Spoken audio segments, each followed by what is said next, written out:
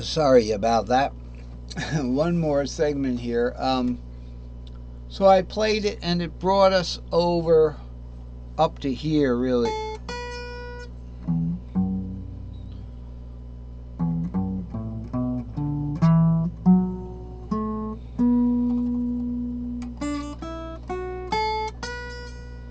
Alright, so that pattern will bring us over like that. And that pattern will always work. You don't have to start it from the capo. Okay?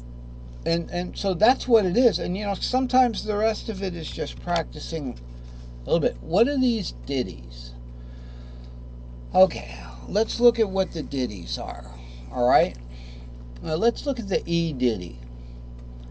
The E ditty says that you have a choice when you get up here on this thing. Here's the E. Alright, so let's say E, we start root 2. And then we have to follow the pattern. So it's root 2, 3, root 2, 3. 5, 6, 5, 6, root 2. Root 2. This is pentatonic now. Now we're going to go back for the 3. Okay? And we're in the big pattern, so we don't have to worry about crossing the capo and hitting any of these no-no notes.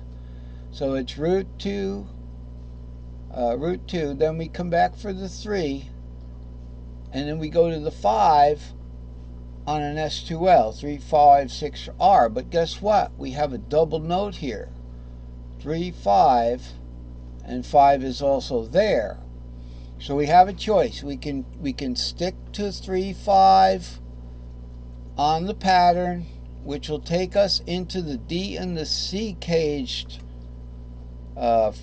imaginary fret nuts, imaginary frets there, where they begin.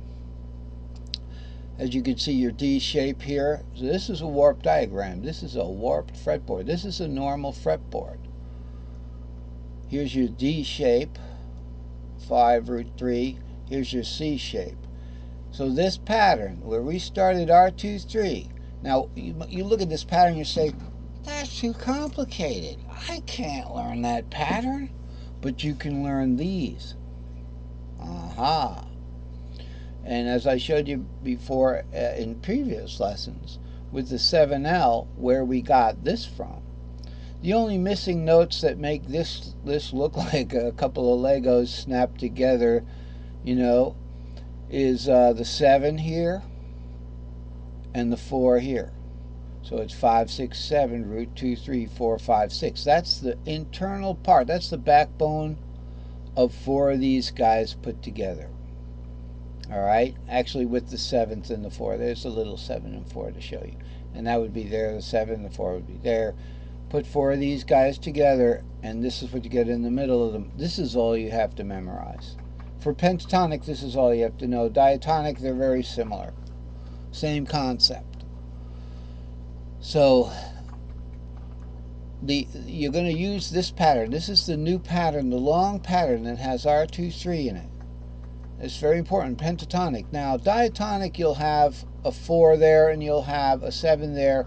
So you just memorize that pattern, the way that one is. Okay, and I have pictures of that other pattern there. There it is. So you really just, here's your 7L. This is the only thing to kind of study at, but you don't have to play it. You just have to realize that put this one and this one together. Alright, and you put 2 of those. Alright, S2L and an S3L. Then another S2L and another S3L. You get this 7L. And then you can take the middle part of it, the 5, 6, 7, R2, 3, 4, 5, 6, and make this S3XL. Take away the 4th and the 7th, and you've got the pentatonic version of that. That's all you have to know. So here's the 5, 6, R2, 3, 5, 6 right there. Okay? Now, but this kind of shares notes, so it's really just the R2, 3, isn't it? It's just the R2, 3. That's okay. You can take part of a pattern. R2, 3, and then when you see 2, 3, that locks me into an S3S, stack of 3 short, 2, 3, 5, 6, R2. Anytime you see members of a pattern, it can lock you into the other part of that pattern. Okay, so when we see 2, 3 here, we go R2, 3. All right, that 2, 3 will lock you into this S3S pattern. All right, now on top of that, we don't have the 7th here, but the pattern goes, they always justify a little bit to the left there. That's how the pattern stacks. So let's look at this. Normally an S2L and then the S3S will be stacked on top of it such that there's a perfect fourth here. 6 goes to 2. So 1, 2, 3, 4, 5, 6, 6, 7, root 2. Here's a perfect fourth. Okay. That's a perfect fourth, root to 4. Here's a perfect fourth, 6th to the 2nd and the next octave. So you stack them like that, and they end up being left justified. It's just that when we add the 7th and the 4 to the S3L, now we're going to call it S3L instead of the S3S, because it's got the 7th and the 4th on it. You add the 7th and the 4th there, the 7th to the 4th there, and you stack these. Now they're stacking directly on top of one another. You don't have to worry about was it left justified or right justified. You just have to worry about this shape.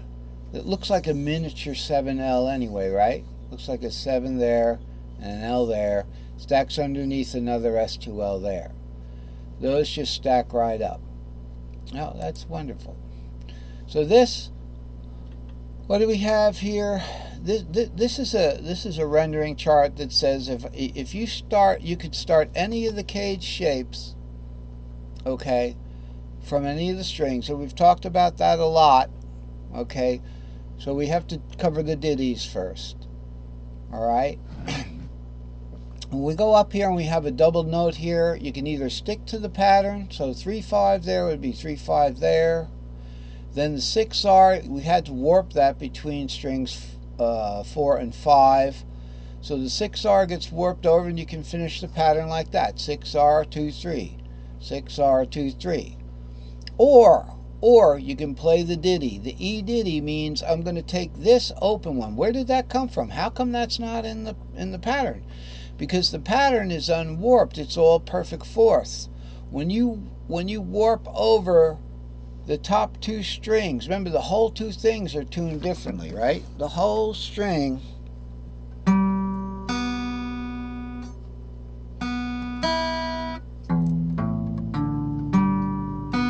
it doesn't go like this. It goes like that. So when you warp those 2 strings over, it brings in these 2 notes are now accessible, and they're accessible as open notes. So you can play that little ditty when you're doing the E, okay, and you get up to the 3rd up there, you can just go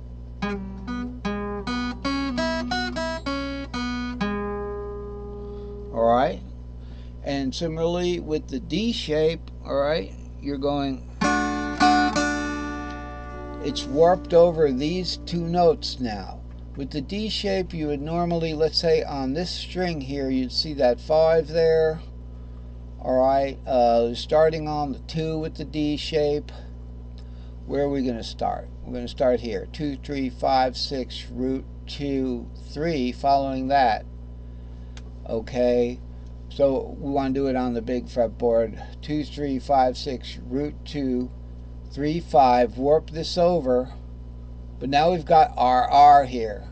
It happens on a different string. We can do the ditty. The ditty is this little bouncing thing that happens from here. So it goes